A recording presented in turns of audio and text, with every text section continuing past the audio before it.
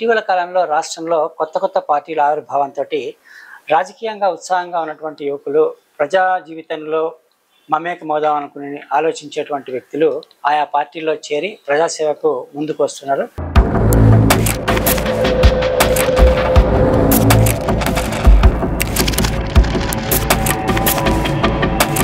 ఇన్ని పార్టీల పోటీ మధ్యలో మీకు ఏ మేరకు అవకాశం ఉంటుంది అనుకుంటున్నారు? మామూలుగా ఎవరైనా గెలవాలనే పోటీ చేస్తారు, తప్పకుండా వస్తే ఎవరు పోటీ చేయరు. కానీ గెలవాలని పోటీ చేసిన నీకు ఏ మేరకు భరోసా లభిస్తుంది ఇన్ని పార్టీల మధ్య? ఇక్కడ మేధావులు కావచ్చు, ఉపాధ్యాయులు, ఉద్యోగులు కావచ్చు, లేకుంటే మంచి పారిశ్రామికలు అందరూ కూడా ఉన్నారు. వాళ్ళందరూ కూడా మార్పు కోరుకుంటున్నారు ఇవాళ.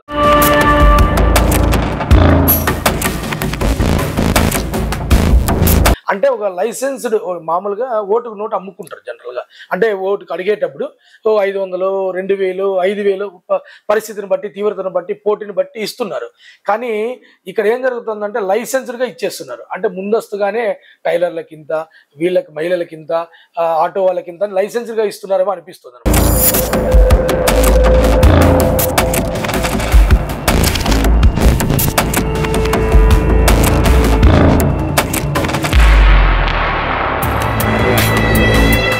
ఇవాళ విశాఖ ఉక్కు ఆంధ్రుల హక్కు అని చెప్పినటువంటి so called YCP, so called TDP వాళ్ళందరూ కూడా ఎవరు కూడా ముందుకు రాలే. కానీ మా జేడీ లక్ష్మీనారాయణ సార్ మాత్రమే ఈరోజు హైకోర్టుకు వెళ్ళి పిటిషన్ తీసుకొచ్చి రిట్ వేసి ఆపారు. దాన్ని అమ్మకాన్ని ఆపారు. బీజేపీతో ఫైట్ చేసిన ఏకైక వ్యక్తి రాష్ట్రంలో ఉన్నాడంటే జేడీ లక్ష్మీనారాయణ గారు. ఇవాళ బళ్ళారి బైపాస్ నుంచి స్టార్ట్ అయిన కలెక్టరేట్ వరకు, పంగల్ రోడ్డు వరకు వెళ్లాల్సినటువంటి రోడ్డును మనం ఓపెన్ గా మాట్లాడితే ఈ విషయంలో ఏ రాజకీయ నాయకులు, వైసీపీ రాజకీయ నాయకులు ఏ విధంగా కరప్ట్ అయ్యారన్న విషయం అందరికీ తెలుసు అనంతపురం జిల్లాలో. సో అక్కడ బెండ్ అయిపోయిన పరిస్థితి.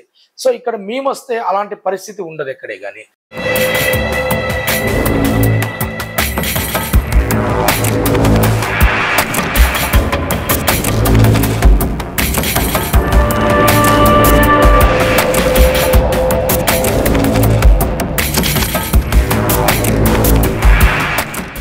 అందరికీ నమస్కారం. Welcome to the fact. నేను గుండెపనేని రాజశేఖర్. చాలామంది యువకులు రాజకీయాల పట్ల ఆసక్తిగాను, ఏదో రాజకీయాల్లోకి వచ్చి సేవ చేయాలనేటువంటి ఆశాభావంతోనూ ఉంటారు. కానీ అందరికీ వేదికలు లభించవు. ఇటీవల కాలంలో రాష్ట్రంలో కొత్త పార్టీల ఆవిర్భావంతో రాజకీయంగా ఉత్సాహంగా ఉన్నటువంటి యువకులు ప్రజా జీవితంలో మమేకమవుదాం అనుకుని ఆలోచించేటువంటి వ్యక్తులు ఆయా పార్టీల్లో చేరి ప్రజాసేవకు ముందుకు వస్తున్నారు. ఇలాంటి వ్యక్తితోటి మనం ప్రస్తుతం ఉన్నాం. అతడు ఆకుల రాఘవేంద్ర. విద్యార్థి దశ నుంచి రాజకీయాల్లో ఉంటూ ప్రస్తుతం ఇప్పుడు జై భారత్ పార్టీలో చేరి అనంతపురం ఎమ్మెల్యేగా కంటెస్ట్ చేస్తున్నాడు. అతనితో మనం మాట్లాడే ప్రయత్నం చేద్దాం. నమస్కారం రాఘవేంద్ర. నమస్తే రాజశేఖర్ అన్న. బాగున్నారన్నా? మీరు బాగున్నారన్నా? బాగున్నాను. Welcome to the fact. నీకు థ్యాంక్ యూ. ఏంటి అనంతపురం నగరానికి నువ్వు సీట్ తెచ్చుకున్నావు, పోటీ చేస్తున్నావు. అవును. ఎట్లాంటి సమస్యలు ఎదురవుతున్నాయి? ప్రచారంలో ఏం గుర్తించావు? ఎలా ప్రచారం సాగుతుంది? నేను అంటే విద్యార్థి నగరే మీకు తెలుసు అన్న, చాలా ఏళ్ళ నుంచి 20 years నుంచి ఉద్యమాల్లో ఫుల్ ఫ్లెడ్జ్డ్గా చేస్తున్నాం, నిజాయితీ చేస్తున్నాం అని మీ అందరికి కూడా సుపరిచితం. సో రాజకీయ వేదికగా మనం బాగుండాలనే తరుణంలో జేడీ లక్ష్మీనారాయణ సారు జై భారత్ పార్టీ పెట్టడం, ఆయన విస్తృతంగా పర్యటించడం, ఆయన యొక్క ఆశయాలు, సిద్ధాంతాలు, పార్టీ సిద్ధాంతాలు నచ్చి నేను జాయిన్ కావడం జరిగింది. సార్ వచ్చేసి నాకు అనంతపురం అర్బన్ యొక్క టికెట్ ఇచ్చి, బీఫామ్ ఇచ్చి నువ్వు ఖచ్చితంగా నిలబడు అని చెప్పి యువతను ప్రోత్సహించడం నిజంగా నాకు చాలా అనిపించింది. లాస్ట్ మినిట్లో మేము నామినేషన్ వేసినా కూడా చాలా సక్సెస్ఫుల్గా కంప్లీట్ చేసుకొని నామినేషన్లో నిలబడి 4వ స్థానంలో నిలబడడం జరిగింది. ఈరోజు ప్రచారంలోకి వెళ్తున్నాము. మేధావుల దగ్గరికి, విద్యార్థుల దగ్గరికి, యూత్ దగ్గరికి, నిరుద్యోగుల దగ్గరికి, అందరి దగ్గరికి వెళ్తున్నాం.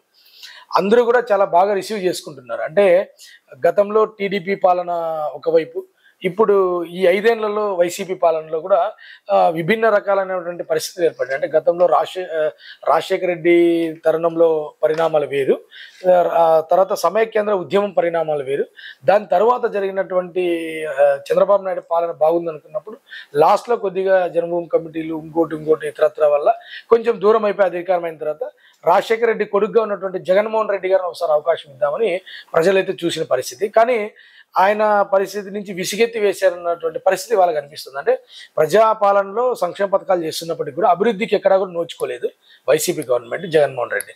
సో అందుకని ఆ పరిస్థితుల్లో ఇటు చంద్రబాబు నాయుడు మీద, ఇటు జగన్ రెడ్డి మీద కూడా ఉన్న వ్యతిరేకత మాకు అనుకూలిస్తుందని మేము భావిస్తున్నాం అన్న. అట్లాగే ప్రచారంలో కూడా వెళ్తున్నాం మేము. అలాగే మేము వెళ్తే ఏం చేస్తాం అనేది కూడా మేము చెప్తూ వెళ్తున్నాం.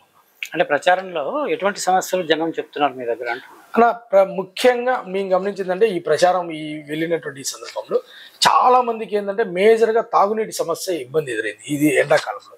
రెండోది పవర్ కట్స్ ఎక్కువ ఉన్నాయి, చాలా ఇబ్బంది పడుతున్నారు మేజర్గా అందరూ కూడా. అట్లాగే మొన్న ఒక 1 డే బిఫోర్ వర్షం వచ్చింది బాగా.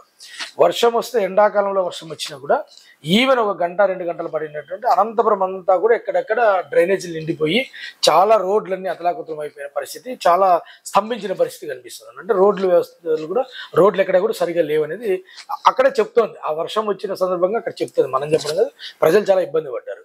రీసెంట్గా ఒక 2 years బ్యాక్ నడివంక పరిహాక ప్రాంతం ఏదైతే ఉందో వాళ్ళందరూ కూడా ముంపుకు గురైపోయి అసలు అనంతపురంలో వరదలు రావడం ఏంటి, అసలు అదేదో సినిమాలో చెప్పినట్లు హైదరాబాద్కి నేను సముద్రాన్ని తీసుకొస్తా అన్నట్టు అనంతపురంలో అసలు వరద వచ్చే అవకాశం లేదు. ఎందుకంటే కరువు ప్రాంతము, డ్రాఫ్ట్ ఏరియా ఉన్న ప్రాంతంలో పూర్తి స్థాయిగా జరిగిన పరిస్థితి. సో వరదకు గురైనటువంటి వాళ్ళు మాకు అలాంటి రక్షణ కూడా ఏదైనా నిర్మించేస్తే మాకు బాగుంటుంది, మేము చాలా ఇబ్బంది పడ్డామని వాళ్ళు కావచ్చు. తర్వాత డంప్ యార్డ్, ఈ గుత్తి పరివాహక ప్రాంతం ఇక్కడ ఉన్న ఓల్డ్ టౌన్ ఏరియా వాళ్ళందరూ కూడా డంప్ యార్డ్ సమస్య చాలా ఇబ్బంది పడుతున్నారు. అంటే శ్వాసకోశ ఇబ్బందులు పడుతున్నారు, చాలా అలర్జెటిక్ ఫేసెస్ చేస్తున్నారు, అదొక సమస్య. ఈ డంప్ యార్డ్ అక్కడ ఉండడం వల్ల ఏమవుతుందంటే చెత్త ఎక్కడెక్కడంతా పెరిగిపోయి సరిగ్గా నిర్వహణ లేకపోవడం వల్ల ఆవులంతా అదంతా తినేసి ప్లాస్టిక్ వ్యర్థాలు తిని ఆవులకు కూడా చాలా ఇబ్బందికరమైన పరిస్థితులు ఏర్పడుతున్నాయి. అవి మా దృష్టికి వచ్చాయి. అట్లాగే అనంతపూర్లో ఇంకా చూసుకున్నట్లయితే కానీ మనకి పాతూరు రోడ్డు వైడనింగ్ లేక ఉన్న తక్కువ దాన్ని అందరూ కూడా చాలా బాధపడుతున్నారు. అంటే ఈ పాతూరు యొక్క రోడ్డు విస్తరణ చేయలేకపోతున్నారు, ఇన్నేళ్ళు దశాబ్దాలుగా మేము అడుగుతూనే ఉన్నాం, వాళ్ళు చేయలేకపోతున్నారు అనేది ఒకటి ఉంది. తర్వాత ఈ ఏవైతే ఓపెన్ జిమ్స్ ఇవన్నీ సరిగ్గా నిర్వహణ లేదు. అంతే గత ప్రభుత్వంలో చేశారు కానీ ఇప్పుడు నిర్వహణ అంతా కూడా సరిగ్గా లేదు, అవి మన దృష్టికి తీసుకొచ్చారన్న. అట్లాగే కూడా మనకు ఇంకా గమనించుకున్నట్లయితే కూడా మనకు పూర్తిగా డ్రైనేజ్, అండర్ డ్రైనేజ్ అనేది అనంతపురం నగరవాసుల కళ. ప్రతి ఏ పార్టీ వచ్చినా దాదాపుగా ఒక 2-3 టర్ములు పైగా కూడా మేము ఎమ్మెల్యేగా అయితే అండర్ డ్రైనేజ్ తీసుకొస్తామని చెప్తున్నారు తప్ప ఏ ఒక్కరు అండర్ డ్రైనేజ్ తీసుకురాలేకపోయారన్న, అదొకటి. తర్వాత కృష్ణా ట్యాక్స్ దగ్గర నుంచి అంటే సంగమే సర్కిల్ దగ్గర నుంచి మనకు త్రివేణి ట్యాక్స్ వరకు ఉన్నటువంటి మొత్తం అంతా కూడా అది ఎవరు వచ్చినా క్లీన్ చేయకపోవడం, ఆ ఉమానగర ప్రాంత వాసులు అందరూ కూడా దానివల్ల ఇబ్బంది పడుతున్నారు. దానికి అల్టిమేట్గా శాశ్వత ప్రాతిపదికన చేయాల్సిన అవసరం ఉందని వాళ్ళు కూడా అక్కడ బాధపడుతున్న పరిస్థితి కనిపిస్తుంది, అదొకటి. తర్వాత ముఖ్యంగా అనంతపురం నగరంలో ఉండేటువంటి వాళ్ళు షాపింగ్ కాంప్లెక్స్లు లేవు, వాస్తవంగా షాపింగ్ కాంప్లెక్స్ లేవు. ఉన్నటువంటి మున్సిపల్ కాంప్లెక్స్ లేకుంటే పాతూరు కాంప్లెక్స్ పూర్తిగా మూతపడిపోయాయి, దాన్ని సరిగ్గా మెయింటెనెన్స్ లేదు.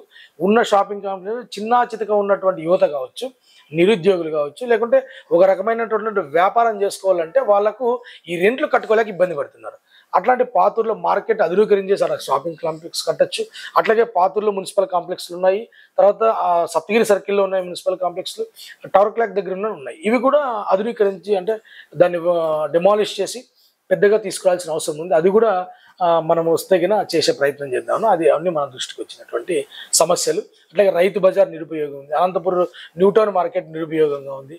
ఇలాంటివన్నీ కూడా చాలా సమస్యలు చెప్తూ పోతే చాలా ఉన్నాయి. అనంతపురం చుట్టూ కూడా సమస్యల వలయంలో ఉందన్న. కెనాల్ని పరిశుభ్రం చేయడం కూడా అవును, కెనాల్ వేస్తున్నా, అది కూడా చాలా కలుషితమై ఉంటుంది, చాలా కలుషితం ఉంది. అది ఇక్కడ స్టార్టింగ్ మనకు చంద్రబాబు నాయుడు కొట్టాలి అవతల నుంచి కూడా స్టార్ట్ అవుతుంది అన్న. ఇక్కడ ఎండింగ్ వచ్చేసి మనకు పాతూరు గుత్తి రోడ్డు వరకు కూడా సేమ్ అదంతా చాలా ఇబ్బంది పరిస్థితి ఏర్పడుతుంది. దోమల బిడ్డ కావచ్చు, పొల్యూషన్ ఎఫెక్ట్ కావచ్చు, రకరకాల శ్వాసకోశ ఇబ్బందులు ఇవన్నీ కూడా తలెత్తుతున్నాయి అనంతపురం వాళ్ళకి. అనంతపురం నగరంలోనే తీసుకుంటే తెలుగుదేశం పార్టీ ఉంది, వైసీపీ ఉంది, కమ్యూనిస్ట్ పార్టీలు పోటీ చేస్తున్నాయి, అట్లాగే ఇంకా ఇతరత్ర పార్టీలు పోటీ చేస్తున్నాయి అన్న. ఇన్ని పార్టీల పోటీల మధ్యలో మీకు ఏ మేరకు అవకాశం ఉంటుంది అనుకుంటున్నారు? మామూలుగా ఎవరైనా గెలవాలనే పోటీ చేస్తారు, తప్పకుండా వస్తే ఎవరు పోటీ చేయరు. కానీ గెలవాలని పోటీ చేసిన నీకు ఏ మేరకు భరోసా లభిస్తుంది ఇన్ని పార్టీల మధ్య? ఇప్పుడు అనంతపురంలో ఉన్నటువంటి ప్రజలు సంక్షేమ పథకాల మీద ఆధారపడి ఉన్నటువంటి అర్బన్ సిటీ ఇది. అనంతపురం పట్టణం నుంచి నగర స్థాయికి వచ్చింది, సిటీ స్థాయికి వచ్చింది. నగరంలో చాలా వరకు ఉన్నటువంటి చుట్టూ ఉన్న కాలనీలు దాదాపుగా 100 పైగా కాలనీలు ఉన్నాయి. 103 పంచాయతీలు ఉన్నాయి అనంతపురం అర్బన్కి. మిగతా 50 డివిజన్లో కూడా అందరూ ఉన్నారు. 50 డివిజన్లో కూడా కొన్ని చోట్ల స్లమ్ ఏరియాస్ ఉన్నాయి, వాళ్ళందరూ కూడా మురికి వాడలు లాగా అన్నీ కూడా ఉన్నాయి. వీళ్ళందరూ సంక్షేమం కోరుకున్నప్పుడు కూడా ఇక్కడ మేధావులు కావచ్చు, ఉపాధ్యాయులు, ఉద్యోగులు కావచ్చు, లేకుంటే కినా మంచి పారిశ్రామికలు అందరూ కూడా ఉన్నారు. వాళ్ళందరూ కూడా మార్పు కోరుకుంటున్నారు ఇవాళ. అంటే కేవలం జగన్మోహన్ రెడ్డి అందిస్తున్నటువంటి సంక్షేమం ఒక్కటే బాగానే ఉంటుంది, అది కొద్ది వరకు ఉంటుంది, ఉపయోగపడదు. కానీ పూర్తిగా సంక్షేమం పేరుతోనే డబ్బు గవర్నమెంట్ డబ్బు ఏదైతే దోచిపెడుతూ ప్రజలకు ఇస్తూ, అంటే ఒక లైసెన్స్డ్ మామూలుగా ఓటుకు నోటు అమ్ముకుంటారు జనరల్గా. అంటే ఓటుకు అడిగేటప్పుడు 500, 2000, 5000 పరిస్థితిని బట్టి, తీవ్రతను బట్టి, పోటీని బట్టి ఇస్తున్నారు. కానీ ఇక్కడ ఏం జరుగుతుందంటే లైసెన్స్డ్గా ఇచ్చేస్తున్నారు. అంటే ముందస్తుగానే టైలర్లకింత, వీళ్ళకి మహిళలకింత, ఆటో వాళ్ళకింత లైసెన్స్డ్గా ఇస్తున్నారేమో అనిపిస్తుంది అనమాట. సంక్షేమ పథకాలు అనేది ముందస్తుగా ఓటర్కి ఇచ్చేటువంటి లైసెన్స్డ్గా ఇచ్చేటువంటిదిగా మేము భావిస్తాం. ఓటుకి ఇచ్చే లంచం లంచం లాగా చేస్తున్నారు. ఇప్పుడు సంక్షేమము ఒకవైపు ఉండాలా, అభివృద్ధి మరోవైపు ఉండాలా. సంక్షేమం అభివృద్ధి రెండు వైపులు సరిసమానంగా ఉన్నప్పుడే ఈ రాష్ట్రం కావచ్చు, దేశం కావచ్చు అభివృద్ధి చెందుతుంది. సంక్షేమం ఒకటి ముందుకెళ్తే అభివృద్ధి అనేది నిలిచిపోతే ఆటోమేటిక్గా ఆ రాష్ట్రం అప్పులమయమైపోతుంది, ఆ దేశం అప్పులమయమైపోతుంది. సో ఇప్పుడు జరుగుతోంది కూడా ఆంధ్రప్రదేశ్ రాష్ట్రం మరింత అప్పులే కూరుకుపోయే విధంగా జగన్మోహన్ రెడ్డి గారు వ్యవహరిస్తున్నారు. సో సంక్షేమం వైపు ఉన్నటువంటి వాళ్ళతో పాటు ఆ సంక్షేమ పథకాలు మేము కూడా కొనసాగిస్తాం. కానీ అభివృద్ధి చేసే విధంగా మా పార్టీ వస్తే, జై భారత్ పార్టీ వస్తే, సిబిఐ మాజీ joint director Shri JD Lakshminarayana గారి సారథ్యంలో మేము అందరూ కూడా నిలబడ్డాం. గెలవాలనే తాపత్రయంతోనే మేము 100% తిరుగుతున్నామన్నా. టఫ్ ఫైట్ అనే ఇస్తున్నాం. మేము కూడా ఏం ఊరికనే ఏదో వేయాలి నామినేషన్ కాదు. 100% ప్రజలు, విద్యార్థులందరూ బ్రహ్మరథం పడుతున్నారు, మార్పు కోరుకుంటున్నారు.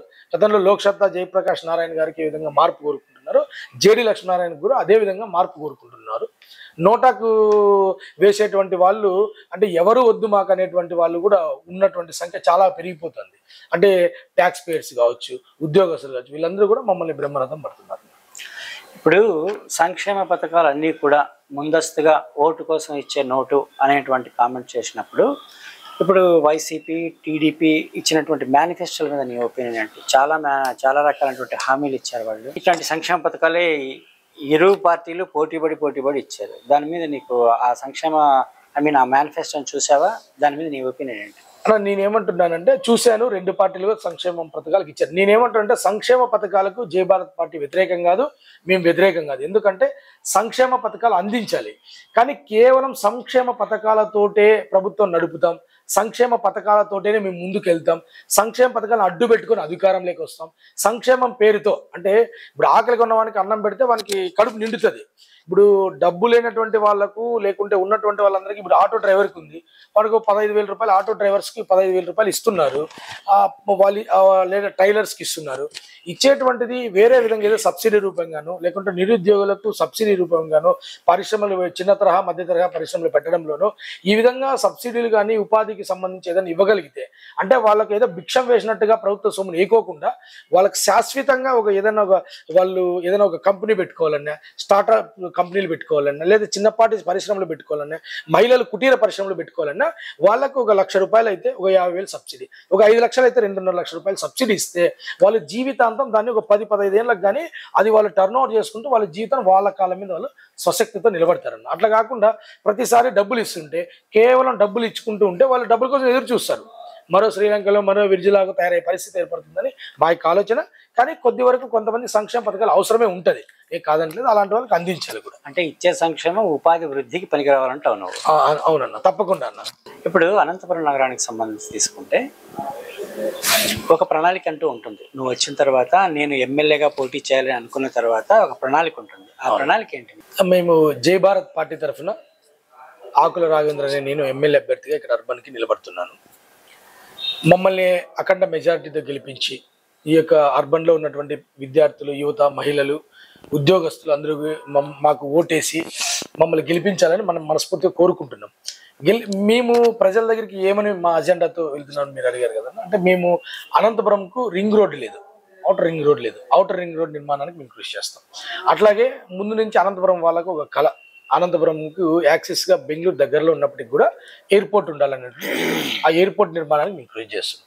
అలాగే పాతూరు పూర్తి స్థాయిగా అక్కడ వ్యాపారస్తులతోనూ వర్తకులతోనూ అట్లాగే కార్మికులతోనూ వాళ్ళందరితోటి నిండి ఉంటుంది.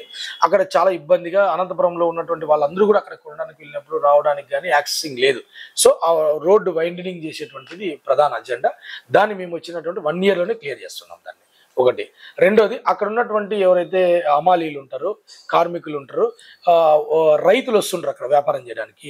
కాయగూరలు కావచ్చు, వెజిటబుల్ మార్కెట్, లేకుంటే కింద పశువుల మార్కెట్ ఉంది. వీళ్ళ కోసము డార్మెటరీ కాంప్లెక్స్ ఒకటి నిర్మించబోతున్నాం వాళ్ళకు. ఎందుకంటే ఫ్రీగా వాళ్ళు అక్కడ షెల్టర్ ఉండడానికి కోసమని అది ఏర్పాటు చేయబడుతున్నాం. అట్లాగే ఒక 100 కోట్లతోటి cricket, hockey, skating, football, volleyball వీటన్నింటికి సంబంధించి 100 కోట్లతోటి దగ్గర దగ్గర ఒక 50 ఎకరాల నుంచి 100 ఎకరాల లోపల మనం ల్యాండ్ అక్విజిషన్ చేసి ఇక్కడ ఒకటి మనము స్పోర్ట్స్ అకాడమీ ఏర్పాటు చేయాలనేటువంటిది ఒకటి ఉంది అన్న. దాన్ని మనం 100%, ఎందుకంటే పిల్లలకు ఉన్నది ఆర్ట్స్ కళాశాల, న్యూటన్ జూనియర్ కాలేజ్, ఎస్ఎస్బి అనే గ్రౌండ్స్ ఉన్నాయి. ఇంకపోతే జేఎన్టీ గ్రౌండ్స్ ఉన్నాయి తప్ప ఎక్కడా కూడా ఈ ఇండోర్ స్టేడియం కేవలం ఒకటి మాత్రమే ఉందన్న. ఇంకా మిగతా లేవు కాబట్టి దానికోసం మేము యూత్ కోసం చేస్తున్నాం. అట్లాగే నిరుద్యోగులకి మేము మొత్తం అంతా కూడా ఫ్రీగా కార్పొరేట్లో ఏ ప్రైవేట్ కానీ కార్పొరేట్లో కోచింగ్ సెంటర్లకు వెళ్ళినా కూడా మేము వాళ్ళకి 5 ఏళ్ల పాటు కూడా ఉచితంగా మేము కోచింగ్ ఇవ్వడానికి మేము ఏర్పాటు చేస్తామన్న. ఎందుకంటే గతంలో కూడా చంద్రబాబు నాయుడు కూడా చేశారు కాబట్టి. అట్లాగే ఒక అనంతపురం నగరంలో ప్రత్యేకంగా నిరుద్యోగులకి స్టడీ హాల్స్ ఒక 5 చోట్ల మేము నిర్మాణం చేస్తాం ఉచితంగా. పిల్లలకు స్టడీ హాల్స్ అన్ని ఆర్భాటాలతోటి అంగులతోటి ఉండి పిల్లలకు అనుకూలంగా ఉండేటువంటిది ఒకటి. అట్లాగే మిడిల్ క్లాసు ఉన్నటువంటి వాళ్ళు, పేదలకు ఉండే వాళ్ళకు ఫంక్షన్స్, చిన్న చిన్న ఫంక్షన్స్, శ్రీమంతం కానీ, బర్త్డే వేడుకలు, పెళ్లిళ్ళు చేసుకోవడానికి ఎక్కడా కూడా లేవు ఏవి కూడా. గతంలో అయితే మామూలుగా ఏదో గుడిలో గోపురాలు చేసుకునే ఇప్పుడు ఆ పరిస్థితి లేదు కాబట్టి ఒక 5 మినీ కళ్యాణ మండపాలు కూడా మేము కట్టబోతున్నాం మా అజెండాలో, లోకల్ మేనిఫెస్టోలో. అట్లాగే ఇంకోటి వచ్చేసి అనంతపురంలో వచ్చేసి మెయిన్గా మన ఐటీ సెక్టార్ కావచ్చు, ఫార్మా సెక్టార్ కావచ్చు, అనుకూలంగా ఉన్నటువంటి ఏరియాలు ఐటీ కావచ్చు, ఫార్మా సెక్టార్లు ఈ జిల్లా కారిడార్లో మేము దీన్ని ఫార్మా సెక్టార్ ఏర్పాటు చేయాలని చెప్పేసి ఫార్మా హబ్, ఐటీ హబ్గా నిర్మించాలని మేము దాని ప్రయత్నం కూడా చేస్తున్నామన్న. అంటే మేము గెలిచినప్పుడు తప్పకుండా. అట్లాగే జర్నలిస్టులందరికీ కూడా 3 సెంట్ల సొంత ఇంటి నిర్మాణం, ఇల్లు లేని నిరుపేదలందరికీ కూడా ఇల్లు నిర్మించాలని చెప్పేసి అదొకటి. అట్లాగే తర్వాత విద్యార్థులకు గతంలో కూడా అనంత ఆనిముత్యాలు అనేవి ఉండేదన్న, మీరు కూడా తెలుసు, చాలా మంది కూడా అది ఉన్నాయి. కానీ ఇప్పుడు అనంత ఆనిముత్యాలు లేదన్న. మేము వస్తే కానీ అనంతపురం అర్బన్లో 1000 మందికి ప్రతి సంవత్సరం కూడా కేజీ టు పీజీ వరకు కూడా హాస్టల్లో చదువుకో, కార్పొరేట్లు ఎక్కడైనా చదువుకో వాళ్ళందరికీ కూడా మేము ఫిల్టర్ చేసి మంచి పిల్లల్ని 1000 మందికి మేము ఉచితంగా ఎడ్యుకేషన్ ఎక్కడైనా చదువుకునే విధంగా మేము దాన్ని టోటల్ 1,00,000 రూపాయల వరకు అయినా కూడా దాన్ని ఇచ్చేట్టుగా అది ప్లాన్ చేస్తున్నామన్న పిల్లల కోసం. అట్లాగే ప్రతి ఇంటి మహిళలందరికీ కూడా రక్షిత మంచినీటి ఏర్పాటు చేయించి వాళ్ళకు ఒక వాటర్ ప్యూరిఫైర్ ఫ్రీగా ఇవ్వబోతున్నాం అనంతపురంలో సంబంధించి అదన్న. ఇవన్నీ కూడా మనము తర్వాత డంప్ యార్డ్ ఉందన్న. డంప్ యార్డుకు శాశ్వతంగా డంప్ యార్డు ఒక 50 కిలోమీటర్ల దూరంగా దాన్ని ఏర్పాటు చేసే విధంగా మేము చేస్తున్నాం అన్న. ఇవి ప్రజెంట్ ఉన్నటువంటివి. అట్లాగే నాలెడ్జ్ హబ్స్ కావచ్చు, ఇవన్నీ కూడా. తర్వాత నేషనల్ పార్క్ కూడా కొద్దిగా అభివృద్ధికి నోచుకోలేదు. బోటింగ్ వ్యవస్థ కావచ్చు, 3D ఓపెన్ థియేటర్ సిస్టమ్స్ ఏర్పాటు చేయబోతున్నాము సుందరంగా దాన్ని డెవలప్ చేయడానికని. అట్లాగే మీరు హైదరాబాద్లో ట్యాంక్ బండ్ ఉందన్న. ట్యాంక్ బండ్ చూస్తే ముచ్చటగా అనిపిస్తుంది. కవులు, కళాకారులు, స్వాతంత్ర సమరయోధులు చాలా మంది అద్భుతంగా ఉంటుంది. పిల్లలకు, భవిష్యత్ తరాలకు వాళ్ళకు అక్కడికి వెళ్తే అన్ని చూస్తే చాలా ఆహ్లాదకరంగా ఉంటుంది. ప్లస్ టూరిజం స్పాట్గా ఉంటుంది. ఆ తరగా అనంతపురంకి బుక్కరా సందర్భం మధ్యలో అనంతపురం చెరువు ఉందన్న. ఈ ట్యాంక్ బండ్ని మేము ఆ విధంగా అభివృద్ధి చేస్తామన్న. ఇది మా యొక్క అజెండా. ఇప్పుడు ప్రజల ఉపాధి ఎప్పుడు కూడా స్థానికంగా ఒక అభివృద్ధి మీద ఆధారపడి ఉంటుంది. అంటే ఇండస్ట్రీలు కానీ రకరకాలైనటువంటి. ఇప్పుడు అనంతపురానికి ఒకవేళ ఇండస్ట్రీస్ తీసుకురావాలా అనుకుంటే ఎటువంటి ఇండస్ట్రీస్ మీద ప్రణాళిక ఉంది మీకు? అంటే ఇప్పుడు ఫార్మా ఆల్రెడీ మనకు చుట్టుపక్కల ఉన్నాయి. అనంతపురంలో మనకు బళ్ళారి బైపాస్లో ఆల్రెడీ ఇండస్ట్రియల్ ఎస్టేట్స్ ఉన్నాయి. తర్వాత రామనేపల్లి దగ్గర ఇండస్ట్రియల్ ఎస్టేట్స్ కూడా మనకు సంబంధించి ఉన్నాయి. సో దాన్ని మేము ఏంటంటే సింగిల్ విండో విధానం ఏర్పాటు చేసి వచ్చిన ఏ కంపెనీస్ అయినా కూడా మేము వాళ్ళకు ఇప్పుడున్నటువంటి విధానాన్ని పూర్తిగా రద్దు చేసి సింగిల్ విండో విధానంతో అయితే ఇమీడియట్గా వాళ్ళు రావడానికి ఏ కంపెనీ వచ్చినా కూడా మేము యాక్సెప్ట్ చేసి ఇక్కడ పెట్టడానికి అవకాశం కల్పిస్తాం. వాటర్ ఫెసిలిటీస్ కల్పిస్తున్నాం. ఇప్పుడు కియా కూడా గతంలో వచ్చినప్పుడు కూడా ఇబ్బందికరమైన పరిస్థితి, వాటర్ అక్కడ లేవు. కానీ సపరేట్గా కెనాల్ ఏర్పాటు చేయించి ఇప్పుడు కియా 100% అభివృద్ధిలో ఉంది. సో అట్లాంటిగా మేము అనంతపురంలో కూడా పుష్కలంగా మనకు ఏర్పాట్లు అయితే ఉన్నాయి, భూములు ఉన్నాయి. కానీ మనం సద్వినియోగంలో తీసుకొస్తాం. అంటే అగ్రికల్చర్ ఇండస్ట్రీస్ ఏమైనా ఏర్పాటు చేసేందుకు ప్రణాళిక ఉందా మీకు? ఖచ్చితంగా ఆ వైపు కూడా మేము ఆలోచించి దానిపైన కూడా సాధ్యాలు ఆలోచించి అటువైపు కూడా, ఎందుకంటే అనంతపురం అగ్రికల్చర్ బేస్డ్ ఏరియా, రైతులకు కూడా ఆ విధంగా ఏర్పాటు అయ్యేటట్లు కూడా మేము ప్లాన్ చేస్తున్నాం. ఇప్పుడు మీరు మీ మేనిఫెస్టోని బాండ్ పేపర్ మీద ఇస్తున్నారు. అన్న ఒకవేళ మేము ఇది చేయకపోతే, మేము గెలిచిన తర్వాత ఇది చేయకపోతే కోర్టుకు వెళ్ళొచ్చు. అవును. అంటే మామూలుగా ఏ పార్టీ కూడా అంత సాహసం చేయదు. అంటే చేస్తున్నారు అంటే ఏం అర్థము, ఒకవేళ గెలిచిన తర్వాత మేము చేయకపోతే మాకు ఇబ్బంది వస్తుంది, నెక్స్ట్ మనము ముందుకెళ్ళలేమో, పరుగు పోతుంది అనేటువంటి భావన ఏ పార్టీకైనా ఉంటుంది. అవును. అంటే మీరేమో ఇచ్చేశారు, అంటే ఏమి గెలిచేది లేదు చచ్చేది లేదు, మా గెలిస్తే కదా ఇవ్వాల్సింది అన్నట్టు ఏమైనా ఇచ్చేస్తున్నారా? అట్లా ఏం లేదన్నా. ఎందుకంటే మార్పు అనేటువంటిది ఒకసారి మొదలైనప్పుడు దాన్ని అడ్డుకోవడం ఎవరి తరం కాదు. అది ప్రధాన పార్టీలైనా కూడా గతంలో ఎప్పట్లో కాంగ్రెస్ పార్టీలో, జనతా పార్టీలో, బీజేపీలో కూడా ఎప్పుడైనా కూడా మార్పు అనేది వచ్చినప్పుడు ఆ ప్రభంజనాన్ని ఎవరు ఆపుకునే పరిస్థితి ఉండదు. గతంలో కూడా ఇప్పుడు ఢిల్లీలో కూడా మీరు చూసినప్పుడు కూడా ఆమ్ ఆద్మీ పార్టీ స్టార్ట్ చేసినప్పుడు కూడా నార్మల్గా వేవ్ స్టార్ట్ అయినప్పుడు ప్రభంజనం స్టార్ట్ అయింది. పంజాబ్ అట్లా పాకి ఇప్పుడు గోవా వరకు కూడా వెళ్ళిన పరిస్థితి. అంటే మార్పు వస్తుందని ఆశా దృక్పథంతో ఎవరైనా ఉంటారు. అంటే గెలిచినటువంటి ఇప్పుడు అనంతపురంలో 15 మంది నిలబడ్డారు. ప్రధాన పార్టీలు మధ్య అందరి మధ్య పోటీ ఉన్నప్పుడు కూడా ప్రతి ఒక్కరు గెలుస్తామనే ఒక దృక్పథంతో, ఆశాభావంతో ముందుకు వెళ్తారు. మా సార్ జేడి లక్ష్మీనారాయణ గారు ఏంటంటే ఆల్రెడీ సిబిఐ జేడి లక్ష్మీనారాయణ గారు పేరు, ఇంటి పేరుగానే జేడీగా మార్చుకున్నాడు. ఆయన ఛేదించిన కేసులు జగన్మోహన్ రెడ్డి గారు అరెస్ట్ కావచ్చు, గాలి జనార్దన్ రెడ్డి గారు అరెస్ట్ కావచ్చు, చాలా కేసెస్లో ఆయన గట్టిగా ఆయన ఫైట్ చేశాడు. ఎక్కడా కూడా రాజీ లేనటువంటి వ్యక్తి, నిజాయితీ పడనేటువంటి మంచి స్పీకర్గా కూడా మోటివేషనల్ వ్యక్తి కాబట్టి ఆయన ఒక నూతన విధానం తీసుకొచ్చారు. నూతనంగా న్యూ ఏజ్ పాలిటిక్స్ తీసుకురావాలి, కొత్తదనంగా వెళ్ళాలనే ఉద్దేశంతో ఆయన తప్పకుండా ఇవి నెరవేరుస్తాము, మేము ఒక బాండ్ పేపర్ మీద 100 రూపీస్ బాండ్ పేపర్ మీద, 10 రూపీస్ బాండ్ పేపర్ మీద ఈ మేనిఫెస్టో, లోకల్ మేనిఫెస్టో మేము ఇస్తున్నాం.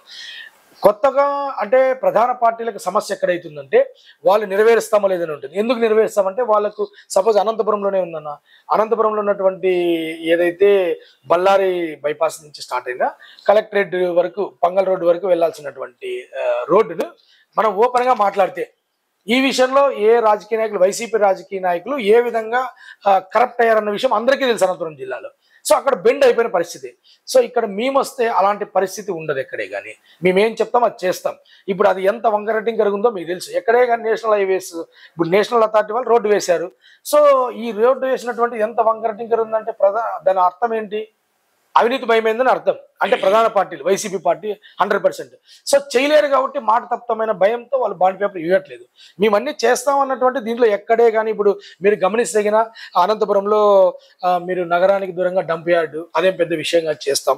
తర్వాత దీంట్లో 500 కోట్లతో నేషనల్ పార్టీ బోటింగ్, రోపింగ్ ఇవంతా కూడా ఏ పార్టీలకు ఎవరు ఒకవేళ మేము అధికారంలోకి వచ్చినా రాకపోయినా ఫైట్ చేస్తాం, మేము అధికారంలోకి వచ్చినా చేస్తాం, లేదు మేము ఎమ్మెల్యేగా ఉండి వేరే పార్టీ అధికారంలోకి వచ్చినా కొట్లాడి నిధులు తీసుకొచ్చి చేస్తాం. అన్నీ కూడా మీరు చూసుకున్నట్లయితే పేదల ఫంక్షన్ హాల్, మినీ కళ్యాణపాలు ఇవన్నీ చిన్నవి కానీ రిజల్ట్స్ చాలా గొప్పగా ఉన్నటువంటి. సో ఇవన్నీ మేము ఇచ్చినా మా మీద మేము చేసేటివే ఇచ్చాం కానీ చెయ్యనటువంటివి ఏవి ఇవ్వలేదన్న మేము. అది ఏదో అనంతపురానికి మేము ఏదో పెద్దగా ఇంటర్నేషనల్ ఎయిర్పోర్ట్ చేస్తామని చెప్పట్లేదు. అనంతపురానికి ఎయిర్పోర్ట్ అవసరం, యాక్సెసింగ్ ఉండాలని చెప్పేసి. ఇప్పుడు మనము ఐటీ ఫార్మా కారిడార్ ఏర్పాటు చేస్తాం అంటున్నాం. సో వాళ్ళు రావడానికి యాక్సెసింగ్ ఉండాలి కదా. ఇక్కడ ఒక మీట్ జరిగితే రావాలి కదా. ఇక్కడ ఇంత పెద్ద ఎత్తున మనం ఏర్పాటు చేసినాం అభివృద్ధి చెందినప్పుడు. సో ట్రాన్స్పోర్ట్ అనేది కూడా ఇంపార్టెంట్ కదా. ఔటర్ రింగ్ రోడ్ అంటున్నాం. ఔటర్ రింగ్ రోడ్ ప్రతిపాదన ఎప్పటి నుంచో ఉందన్న. ఇప్పుడు మేము చెప్తున్నాం కదా, టీడీపీ చెప్పారు, వైసీపీ చెప్పారు, ఇవాళ మేము చెప్తున్నాం. మేము చెప్పి అదేం పెద్ద అసాధ్యమైన విషయమేం కదన్న. సో అన్ని సాధ్యమైన విషయమే. మేము గెలిచేదిలే చచ్చేదిలే అట్లా ఏం పెట్టలేదన్నా. గెలుస్తాం, చేస్తాం అనే దృక్పథంతోనే మేము ముందుకు వెళ్తున్నాం. ఇంకొకటి, ఇప్పుడు టీడీపీ నుంచి, వైసీపీ నుంచి, ఇతర పార్టీల నుంచి ఉండే విమర్శ ఏంటంటే అసలు జయభారత్ అనేటువంటి పార్టీ ఒకటి పెట్టుకుని వచ్చారు కానీ వీళ్ళు కూడా ఏదో ఉత్సాహంగా క్యాండిడేట్లు చేస్తున్నారు, ఏదో 4-5 లక్షలు ఖర్చు పెట్టుకుంటారు, ఏదో ఉపాధి కోసం దాచిపెట్టుకున్నటువంటి డబ్బులు ఖర్చు పెట్టుకుంటారు తప్ప జేడీ లక్ష్మణ్ గారికే డిపాజిట్ వచ్చేటువంటి పరిస్థితి లేదు. అటువంటిది లోకల్లో ఉన్నటువంటి నాయకులకి ఏమొస్తాయి? వచ్చిన 500-600 ఓట్లు కూడా చీల్చి ఎవరినో ఒకరిని ఇబ్బంది పెట్టడం తప్ప నోటాకేసినా వీళ్ళకేసినా ఒకటే అనేటువంటి విమర్శ ఉంది. దీని మీద నీ స్పందన?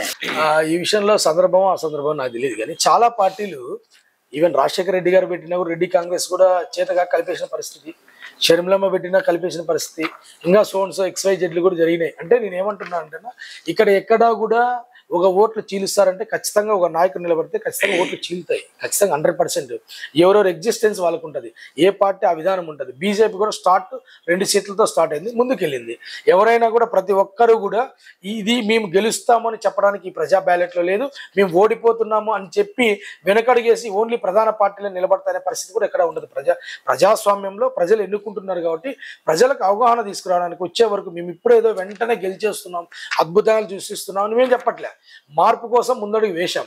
ఆ ఒక్కొక్కడుగు ఖచ్చితంగా మార్పు దిశగా వెళ్తామని చెప్తున్నాం. 100% గెలవబోతున్నాం.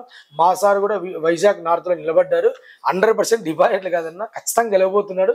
ఆయన అసెంబ్లీలో అడుగు పెట్టబోతున్నాడు. ఎందుకంటే ఇవాళ విశాఖ ఉక్కు ఆంధ్రుల హక్కు అని చెప్పినటువంటి so called YCP, so called TDP వాళ్ళందరూ కూడా ఎవరు కూడా ముందుకు రాలేదు. కానీ మా జేడి లక్ష్మీనారాయణ సార్ మాత్రమే ఈరోజు హైకోర్టుకి వెళ్ళి పిటిషన్ తీసుకొచ్చి రిట్ వేసి ఆపారు, దాన్ని అమ్మకాన్ని ఆపారు. బీజేపీతో ఫైట్ చేసిన ఏకైక వ్యక్తి రాష్ట్రంలో ఉన్నాడంటే జేడి లక్ష్మీనారాయణ గారు ఇవాళ. సో ఆయన ఆపారు. జూలై 4వ తేదీ వరకు, జూలై 25వ తేదీ వరకు ఆపిచ్చాడు ఆయన. అంటే స్టే తెప్పించిన కెపాసిటీ ఆ ఫైట్ చేశాడు. విశాఖ ఆంధ్రుల హక్కులు అని చెప్పేసి చేస్తున్నటువంటి దీన్ని ప్రైవేటైజేషన్ చేయకూడదు, అమ్మకూడదు అని చెప్పినప్పుడు ఆయన ముందు కూర్చున్నాడు. అసలు అందరితో పాటు వెళ్ళాడు, కూర్చున్నాడు. మిగతా వాళ్ళు ఉన్న మాట ఒకటి చెప్పారు, ఏపీలో ఒకటి చెప్తారు, ఢిల్లీలో పోయి కాళ్ళు పట్టుకుంటారు. ఏపీలో ఇంకోటి చెప్తారు, ఢిల్లీలో ఇంకోటి చేస్తున్నారు, ప్రజల దగ్గరికి వచ్చి ఇంకోటి చెప్తున్నారు. కానీ మా నాయకుడు ఎవరైతే జేడి లక్ష్మీనారాయణ సార్ ఉన్నారో నీతి నిజాయితీగా ఏం చెప్తున్నాడో అది చేస్తున్నాడన్న 100% అక్కడ గెలవబోతున్నాడు. మేము కూడా ఇక్కడ 100% మేము గెలవడానికి ఏ అవకాశాలు ఉన్నా కూడా ముందడుగు వస్తున్నామన్నా. మేము ఇప్పుడే ప్రజల్లో కానీ అందరిలో కూడా మంచి ఇన్నేళ్ల పాటు ఉద్యమాలు చేశామని మా పట్ల కూడా మంచి ఆదరణ ఉంది. ఖచ్చితంగా ఏమైనా అద్భుతాలు జరగచ్చు. మేము గెలవడానికి అవకాశాలు అయితే ఉన్నాయన్న. అంటే గుర్రం ఎగరవచ్చు అంటావు. మేబీ నా గుర్రం ఎగరవచ్చు. ఏదేమైనా నీకు నువ్వు అనుకున్నటువంటి సత్ఫలితం రావాలని ఆశిస్తాను నేను. All the best. బాగా ప్రచారం చేయండి, ప్రజలకు దూసుకుపోయి ప్రజలకు మీరు చేయగలిగింది బాగా వివరించి వాళ్ళకి చెప్పి వాళ్ళ నుంచి మీరు ఓటును పొంది గెలవాలని నేను కోరుకుంటాను. అంటే 100% అన్న మీరు చెప్పినట్టుగా ఆ ప్రయత్నం చేస్తాం. ఒకవేళ ఇన్ కేసు మీరు అన్నట్టుగా మేము గెలిచినా, ఒకవేళ ఓడినా, మీరు అన్నట్టుగా ఓడినా కూడా నువ్వు విద్యార్థి నాయకుడు ఇన్నేళ్ల పాటు నిజాయితీ చేశాం, ఇప్పుడు పాలిటిక్స్లో వచ్చాం. అయినప్పుడు కూడా ప్రజల పట్ల కూడా మేము ఇవైతే మేము చెప్పాము, వీటి మేనిఫెస్టోలు ఇచ్చారో వారు ఎవరు గెలిచినా ఏ పార్టీతో మేము కొట్లాడైనా అవి చేయడానికి మా సహాయశక్తిలో కృషి చేస్తాం. 100% ప్రజల పట్ల మేము ఉంటాం. థ్యాంక్ యూ వెరీ మచ్ అన్న. ఇది ఇవాళ ఆకుల రాఘవేంద్రతో ఇంటర్వ్యూ. యువకుడు అనంతపురం నగరానికి ఎంతో సేవ చేయాలని ప్రణాళికాబద్ధంగా ఒకటి తర్వాత ఒకటి అంశాలన్నింటినీ క్రోడీకరించి చెప్పాడు. ఇక్కడ ఉన్నటువంటి సమస్యలను కూడా ఆయన బాగా గుర్తించాడు. ఆయన గెలిస్తే ఏ కార్యక్రమాలు అనంతపురానికి చేపట్టనున్నాడో చక్కగా వివరించాడు. ఆ యువకుడు గెలిచి ఆ యువకుడి ఆశయాలు ఒక రూపుదాల్చాలని కోరుకుందాం. ఇది ఇవాళకి. నేను మరో ఇంటర్వ్యూతో మళ్ళీ కలుసుకుంటాను. అంతవరకు సెలవు. నమస్కారం.